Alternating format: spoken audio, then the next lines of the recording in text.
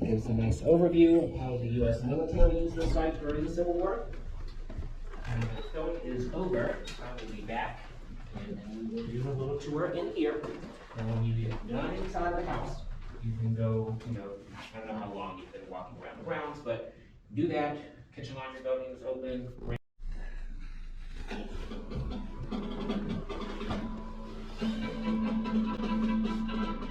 By 1864, the war had not gone well for the North. President Abraham Lincoln's army had achieved few major victories over the Confederates. The president needed a winner. General Ulysses S. Grant had been successful in the Western theater. In March 1864, President Lincoln appointed Grant General-in-Chief of all United States armies. The first time in U.S. history that so much military power was vested in one man. He was a hands-on commander, so naturally he chose the field rather than Washington for his headquarters. His primary objective, defeat General Robert E. Lee's Army of Northern Virginia. His strategy, apply pressure everywhere possible throughout the South, and eventually destroy the Confederate armies. To defeat Lee, Grant accompanied Major General George G. Meade's Army of the Potomac into central Virginia. They would push south from the Rapidan River and bring Lee's army to battle. The Federal Army's overwhelming numbers and superior supply capability should ensure victory. Such was not the case. In a little over a month, 3 major battles were fought with appalling casualties, and Lee's army was still intact. After the third Union defeat at Cold Harbor, Grant decided to move his army south of the James River and attack Petersburg. 4 days of fighting failed to capture the city, and a siege began.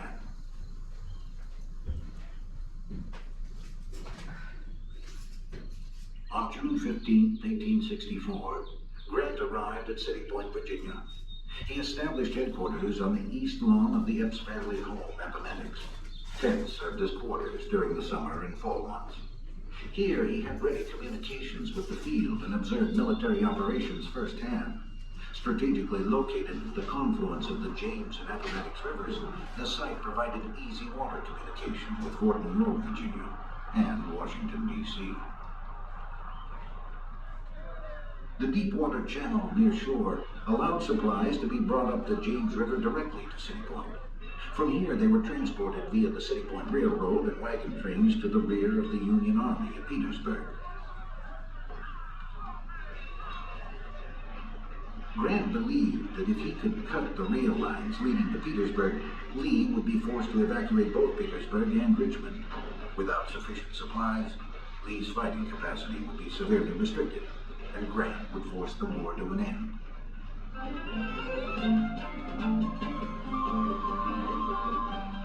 Within a few weeks, City Point became the largest supply base ever constructed in the field during the war, and for 10 months was one of the busiest ports in the world.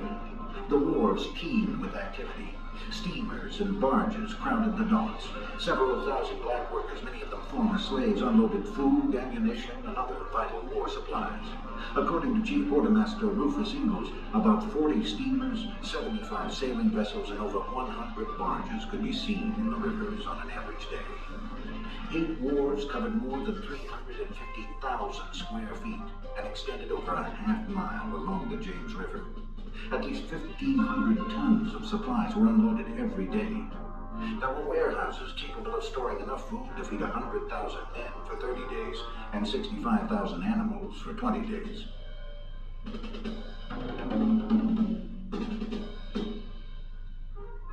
Railroad spurs led to various wharves, the bakery, and the General Depot Field Hospital.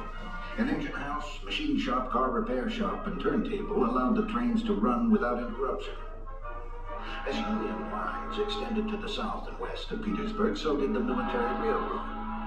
Trestles spanned swamps and streams. Supply stations were built behind each army corps. Sidings were added for unloading and distributing supplies. The trains delivered an average of 1,400 tons of food, weapons, ammunition, and uniforms each day. By the end of the siege, nearly 22 miles of track had been laid, and more than 280 buildings were constructed by the U.S. Military Railroad Construction Corps.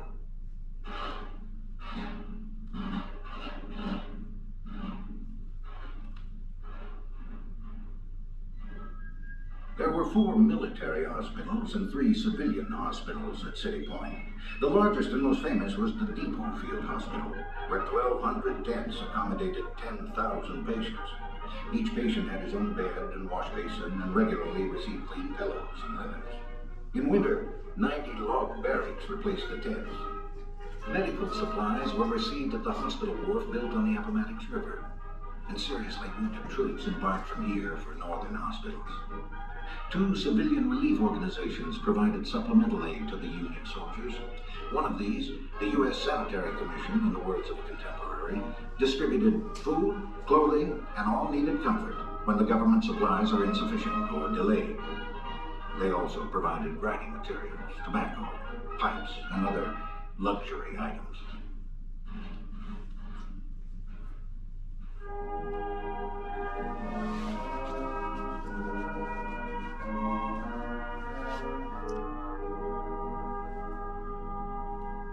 Sanitary Commission agents helped with patients in the Depot Field Hospital, and sometimes assisted in burying the dead. The U.S. Christian Commission also distributed supplies and worked in the hospitals. However, this organization was primarily devoted to fostering religion and morality in the Union Army.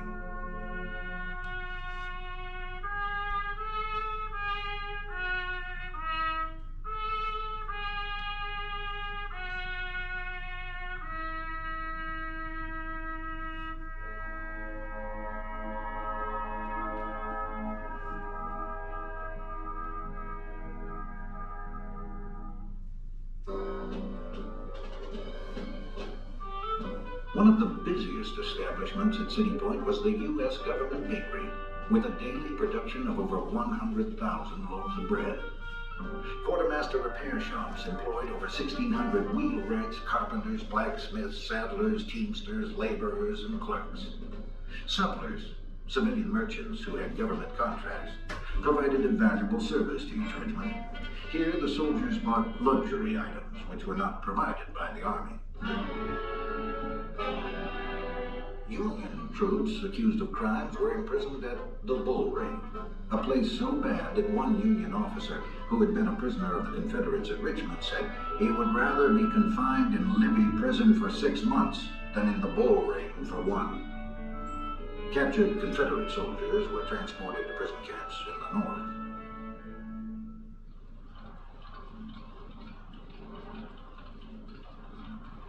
City Point was safe compared to the battlefront. But just before noon on August 9, 1864, a tremendous explosion rocked the waterfront with a force so great, said eyewitness, as to make it seem as if the earth was tearing to pieces. Artillery shells, timbers, and grenades were hurled a half-mile in every direction.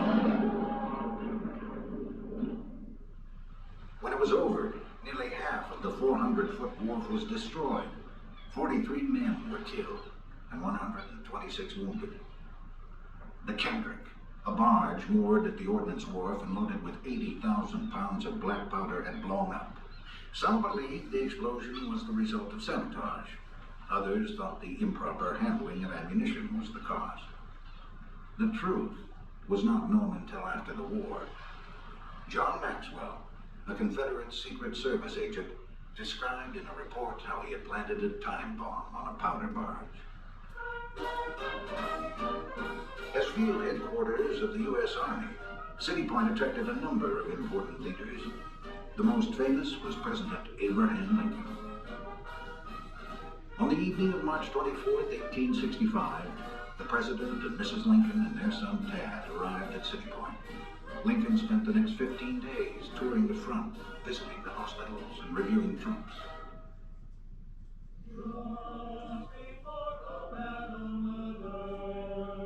On March 28th, he held a council of war with Grant, General William T. Sherman, and Admiral David D. Porter.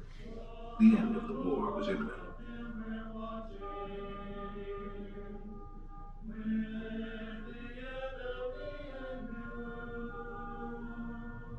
Lincoln told his subordinates that he wanted lenient terms of surrender for all the Confederate armies. The nation must be allowed to heal its wounds and reunite.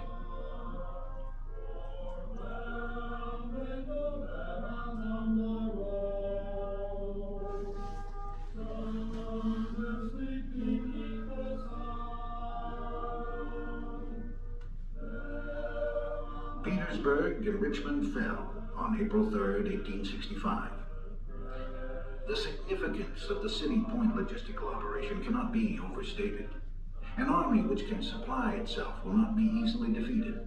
The Federals were able to supply their army and simultaneously cut off supply lines to Southern forces. Both sides knew the collapse of the Confederacy was at hand.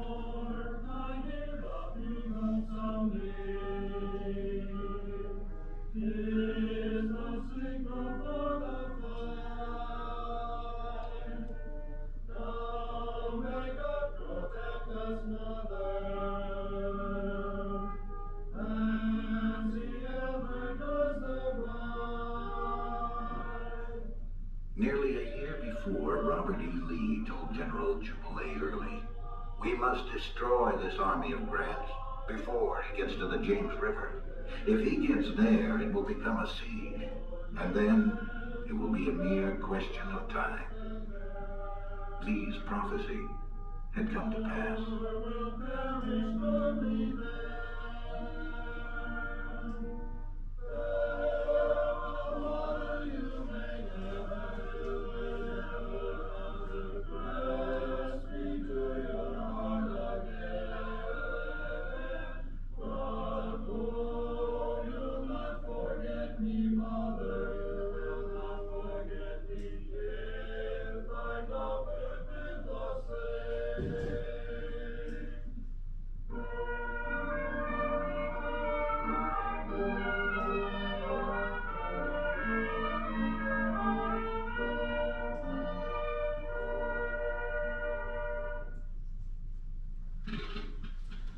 Last image that you saw in the building was taken apart and shipped to Philadelphia in the summer of 1865, reconstructed in Fairmount Park, State Park there, and was open to the public experience with General Wayne's Cabin. it's like. And they remained there until 1981, at which point only about 5 to 10% of the building was original material from the Civil War. That was brought back here.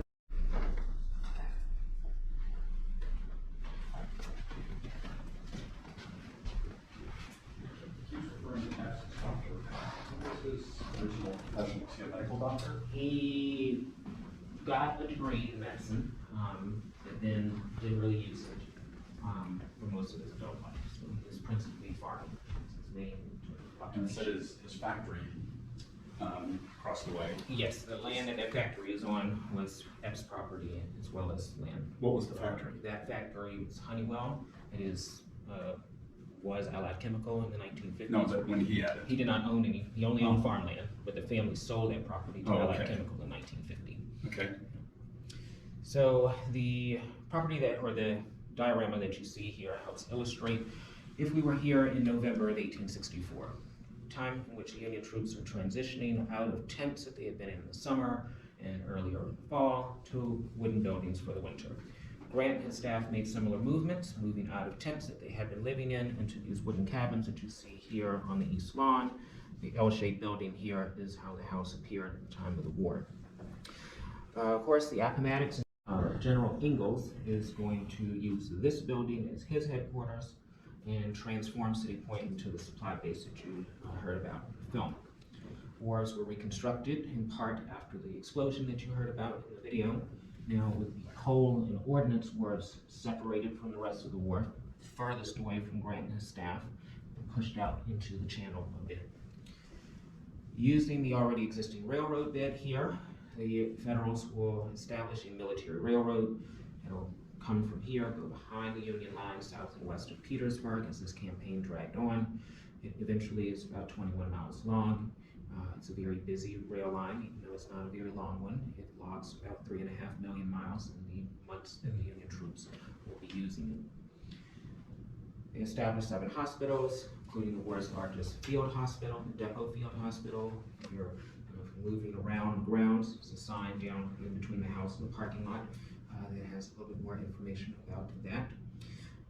There were 2 visits from President Lincoln, one in June of 1864, just days after Lincoln arrived. Here comes the boss with his son, and they will review troops, chat with Grant, of course. But his longer trip was the one in March of 1865.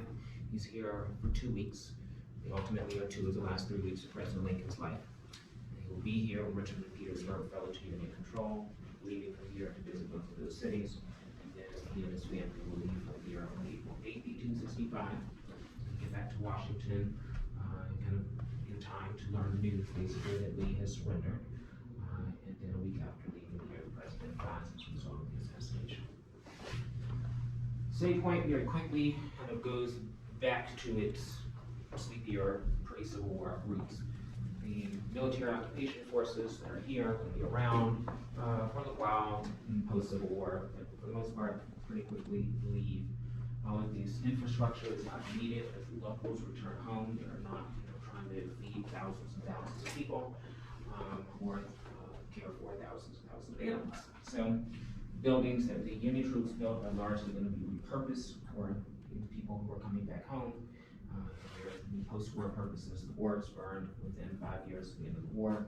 New wharves were built, and the railroad is Virginia in 1635. It's a part of establishing Virginia as a British colony.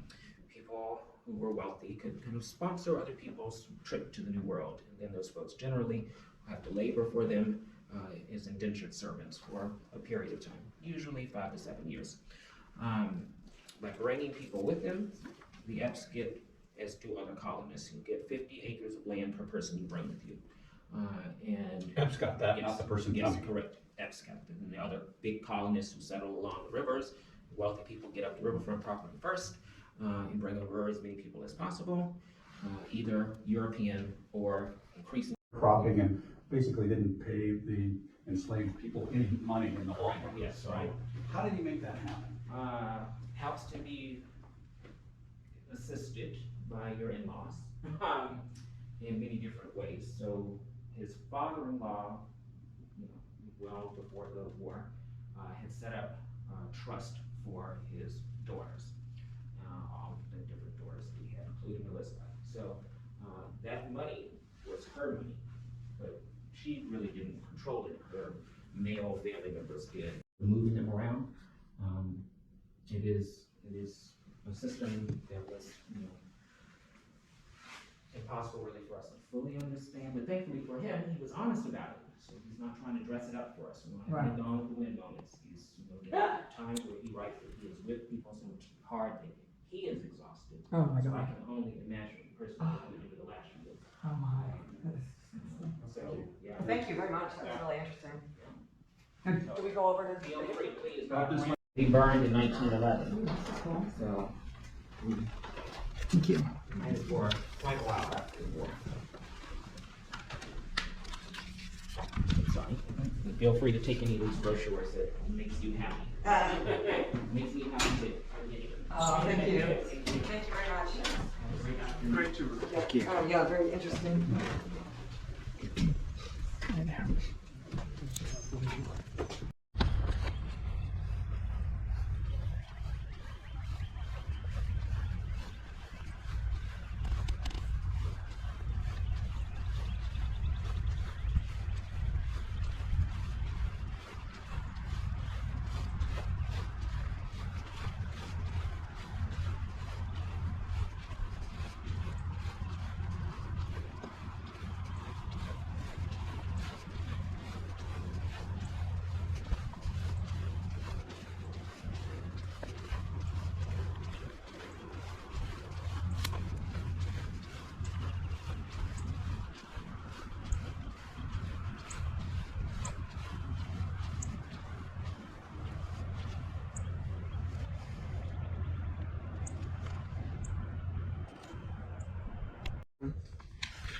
Two previous books. Susanna's Midnight Ride, that's based on a true story set in Hopewell of a girl who saved General Lafayette from capture, Oh, cool. paving the way. Set actually right here at City Point. And great, just the layers of history. I know, it is amazing. I know. Check those out. What is his name? His boots, that's awesome.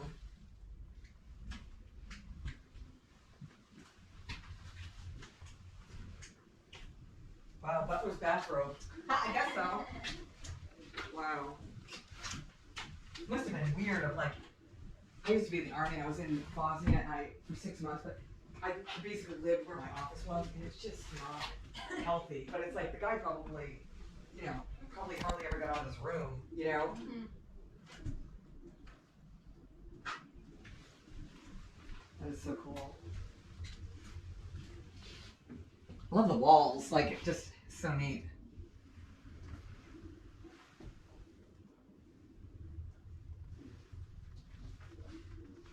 Hey, you guys don't have a gift shop here, do you? Or no? The only one is over at the eastern front. Oh, okay. Petersburg. Okay. And that's open until 5 p.m. Oh, okay. How far is that from here? It's about a 15-minute drive. Okay. And what is right there? What's at the eastern front? The visitor center is right next to Battery Number 5. That's where the opening assaults happened in June 1864. But then there's a 4-mile-long drive tour and a 1,500-acre park. So there's 7 other stops on it. Right, like the It's crater and mostly- all yeah, that. It's mostly like June and July of 1864, and then there's an engagement in March of 65 there, where historians kind of consider these, the Confederate Army's last offensive. Well, like the Five Forks, or was it before? And so that's why it's got Rufus in there. Rufus is quartermaster. Okay. Yes. Yeah, but if you like standing there, that's where the door was that you saw inside. Right. That's where the plexiglass was. From his front door, he would be looking out at the river, watching all those port ships come in. None of that vegetation would have been there. And was it you I asked, who's building this dam? That's Bonnecourt. That is a National Park Service. Is that tourable? No, No. it's not open. It's your offices. No, it's not even Well, an not office. Yes, it is not a functioning building, unfortunately. You cannot work here. Ah, okay.